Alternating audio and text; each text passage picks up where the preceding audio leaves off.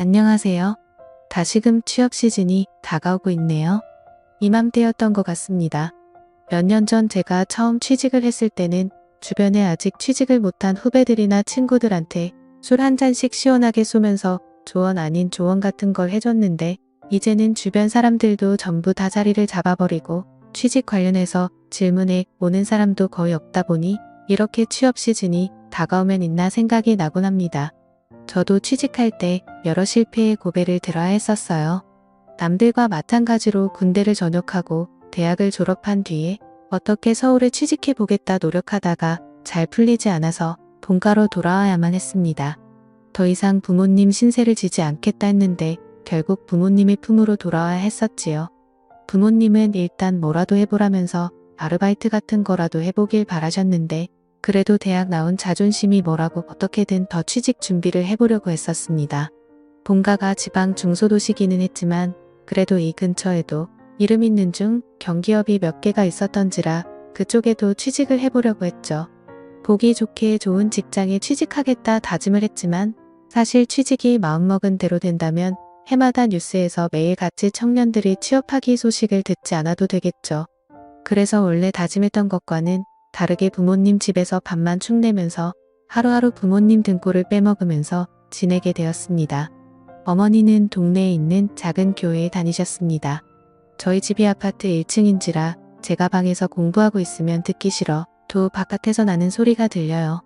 그런데 언젠가부터인가 어머니가 교회를 다녀오시고는 집 앞에서 다른 사람들과 한참 동안 대화를 나누고 들어오셨어요.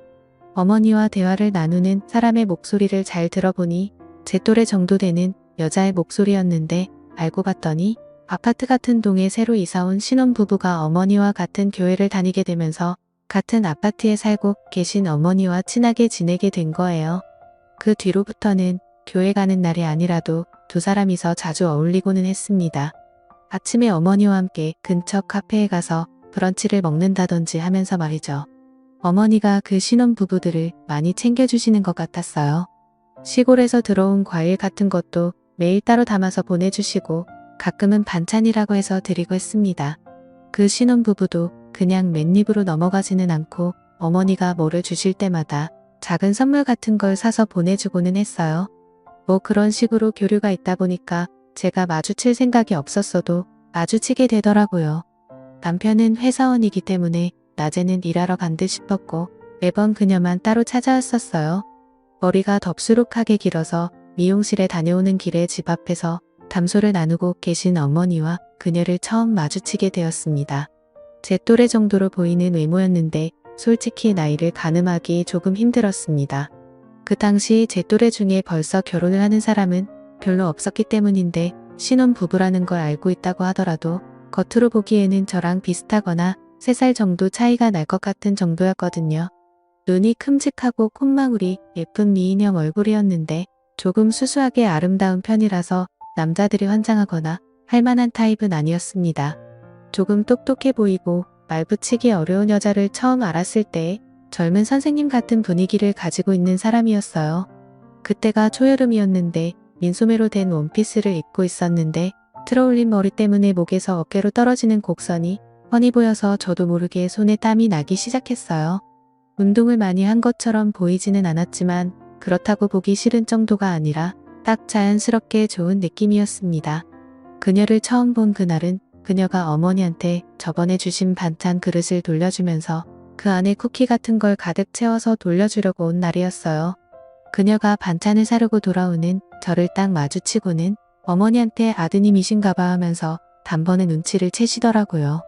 어머니는 맞다고 하시면서 같이 사는데도 인사를 한 번도 시킨 적이 없다며 호들갑을 떨면서 저에게 어서 인사를 하라고 못했습니다. 그녀한테 어색하게 인사를 했는데 그녀가 대뜸 저한테 만나서 반가워라고 하면서 인사도 반말로 해놓고 너 잘생겼네.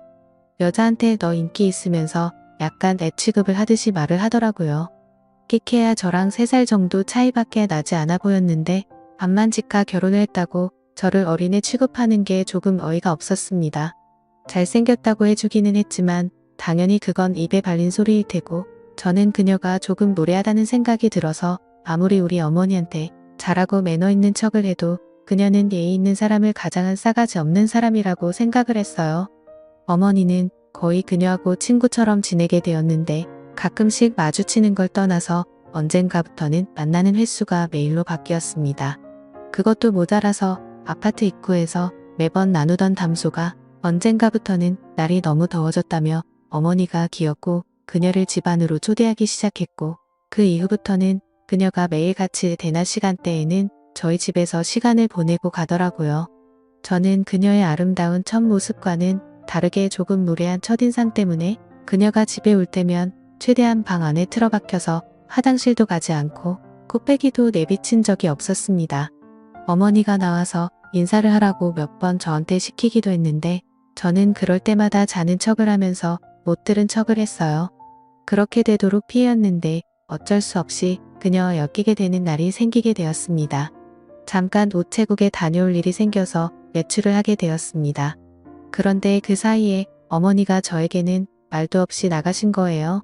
제가 항상 방에만 처박혀 있으니 제가 나간지도 모르고 당연히 방 안에 있을 거라 생각하시고 그냥 나가버린 거죠. 자취할 때는 번호키를 썼기 때문에 열쇠가 익숙치 않았는데 부주의한 제 탓도 있지만 그렇게 무더운 여름에 오도가도 못하고 밖에서 어머니를 기다리게 돼버린 겁니다. 전화기도 안 가져 나온지라 뭐 어떻게 하지도 못하고 있었어요. 동네 친구들도 그때쯤 취직한다고 다 고향을 떠나 있던지라 친구들을 찾아갈 수도 없었고 난감했습니다. 그래서 아파트 현관 근처에 있는 벤치에 자리를 잡고 앉아서 어머니를 기다리기 시작했어요. 어머니가 어딜 가신 건지도 모르고 기약 없이 기다려야 되니 아찔하더라고요. 그런데 잠깐 입던 사이에 익숙한 사람 한 명이 제 앞을 지나갔습니다. 어머니랑 친하게 지내는 신혼부부 그녀였어요. 단정한 치마에 펑퍼짐한 티셔츠를 입고 있었는데 아파트 단지 내에서도 보기 드문 스타일이었기 때문에 단번에 그녀임을 눈치챌 수 있었습니다. 사실 첫 인상이 안 좋아서 제가 피해왔지만 지금 유일하게 기댈 곳이 그녀밖에 없다는 생각이 들었어요.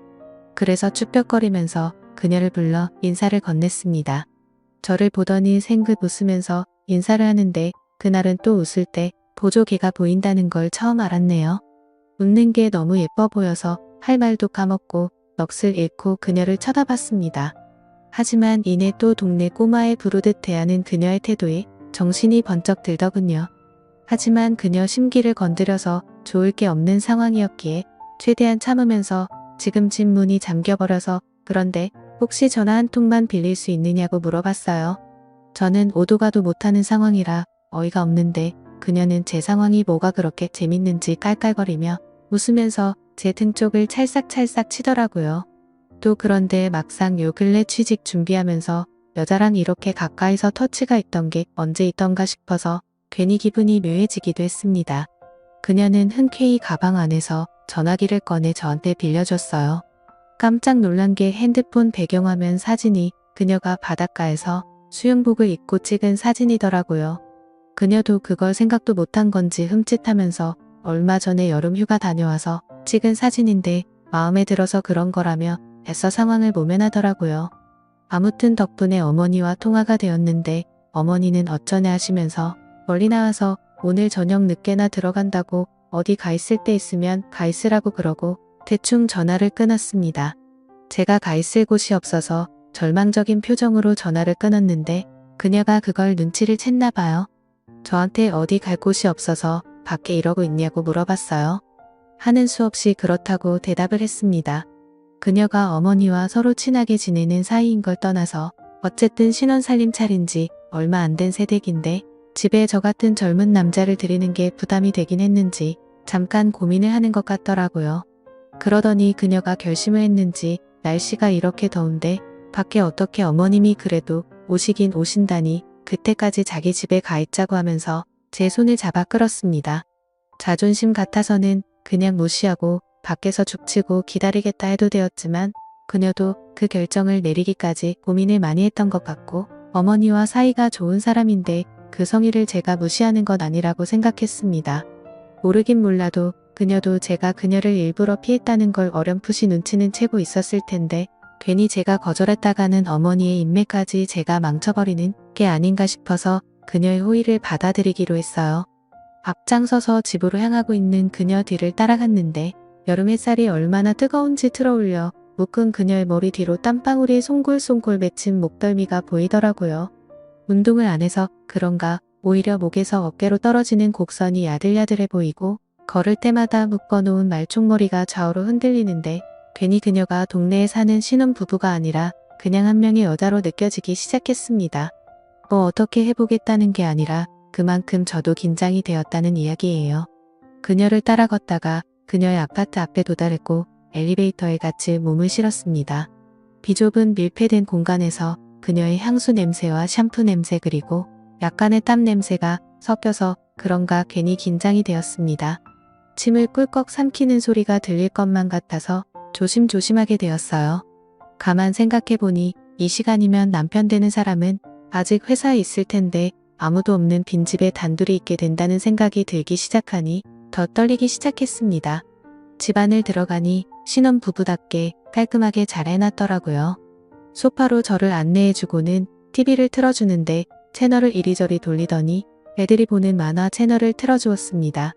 저번부터 그렇고 이 여자가 나를 아주 우습게 보는 게 아닌가 하는 생각이 들기도 했고 여차하면 내가 애가 아니라 남자로 보이게 세게 나가야겠다는 생각이 들기도 했네요. 어떻게 내 남자다움을 보여줘야 되나 상상하고 있는데 그녀가 우유랑 과자를 내었습니다. 그리고는 제 옆에 앉았는데 방으로 데려가는 상상을 하고 있었는데 그녀가 어려워하는 느낌도 없이 제 옆에 앉으니 제가 하던 상상이 무색하게 엄청나게 긴장이 되기 시작했습니다. 그래서 어색한 채로 과자나 주워 먹고 있었는데 그녀가 저한테 이것저것 물어보기 시작했어요. 여자친구는 있냐, 잘생겨서 인기가 많겠다 하면서 말이죠.